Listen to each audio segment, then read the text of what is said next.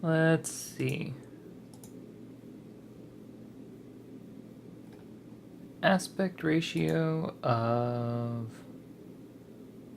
1.85 to 1. New, interesting, random, tall guy films. I like to think of filmmaking as a creative art form, but obviously it is also a very technical art form.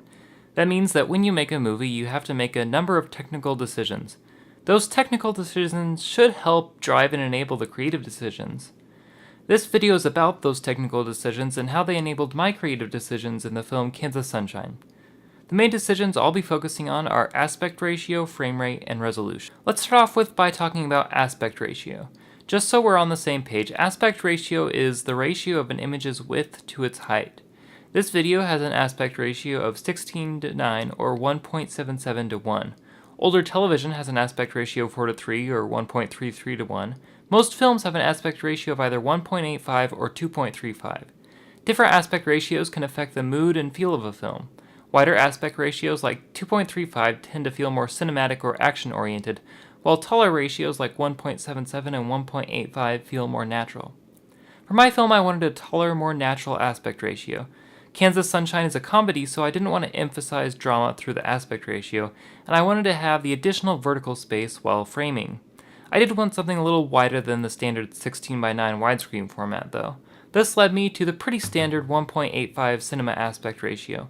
I achieved the aspect ratio by shooting at a standard 1.77 aspect ratio and cropping to 1.85 in post-production. I think in the end, the ratio let me frame my shots very nicely, and I like the ability to take the advantage of more horizontal space on cinema projectors and ultra-wide monitors. Next, let's talk about frame rate. Again, so we're on the same page, frame rate is how many frames are recorded every second in a video. The most common frame rates and the frame rates the Lumix G7 I shot this film on support are 30 FPS, 24 FPS, and 60 FPS. 24 FPS is the standard for film, 30 FPS is the standard for video, and 60 FPS is the standard for television. I did choose to shoot at 24 FPS, but that decision wasn't solely because it is the standard for film. I personally enjoyed the look that 24 FPS provides with a 180-degree shuttle angle, or about 1/50th shutter speed for the photography folks. It provides enough motion blur to create a dreamy effect, which in my opinion helps to sell the suspension of disbelief that makes film so important. I consider shooting certain scenes at 60 FPS and a 1/120th shutter speed and matching them to 24 FPS in post-production in order to help distinguish certain perspectives from one another. However, in the end I shot and edited everything at 24 FPS. Lastly, let's discuss resolution. At a basic level, resolution is just how many pixels there are in an image. There are a lot of other intricacies that affect resolution choices, though. The camera I shot this film on, the Lumix G7, shoots at 4K with a data rate of 100 megabits per second. This is compared to 1080p at about 40 to 50 megabits per second for something like a Canon 60D. So obviously I'm going to be shooting at 4K, so why wouldn't I edit and distribute a 4K file? That's where it gets more complicated, and I'm going to try to explain without boring anyone with lots of technical information. The image that comes off of pretty much every consumer camera isn't actually the resolution that it advertises. Every sensor, technically speaking, only has 1/4 the resolution it advertises. This is because each pixel in a camera sensor is only recording red, blue, or green information. The remaining information is reconstructed from incomplete data using a process called debayering. After that already incomplete debayering process, the image is compressed even more using a process called chroma subsampling. This reduces the color information in an image without reducing the luminance resolution, since the human eye is more sensitive to brightness than color. By the time an image file comes off of a consumer 4K camera like the Lumix G7, it really only has the resolution of a professional 1080p camera.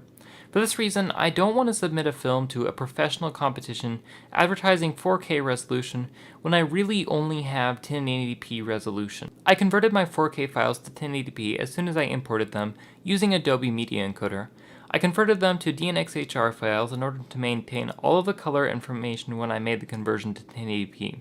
Using DNxHR as opposed to a consumer codec like H.264 also made a huge difference while editing and grading, since DNxHR doesn't use temporal compression. For the few shots I had to do any VFX with, I used the original 4K files. There are a couple reasons for this. The first is that I had to do stabilization on several shots. Stabilization requires a loss in resolution, so it made sense to have that loss occur with 4K files rather than 1080p ones. The second reason is that I had to do chroma keying, which is easier the more information you have, so using the original files out of the camera made sense. I briefly alluded to this earlier, but I also considered my routes of distribution while choosing whether to edit in 1080p or 4K.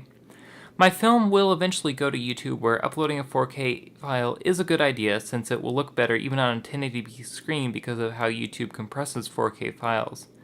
4K won't help me when going to festivals though, since most cinema projectors in use today only have a 2K resolution at best, and the file shown won't be compressed based on resolution.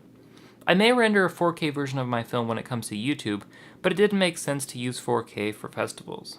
Anyway, that's it for this video. If you liked the video, hit the like button. If not, feel free to hit the dislike button. If you have any questions about my short film or anything I discussed in this video, feel free to leave a comment, and if you want to see more videos like this, please subscribe.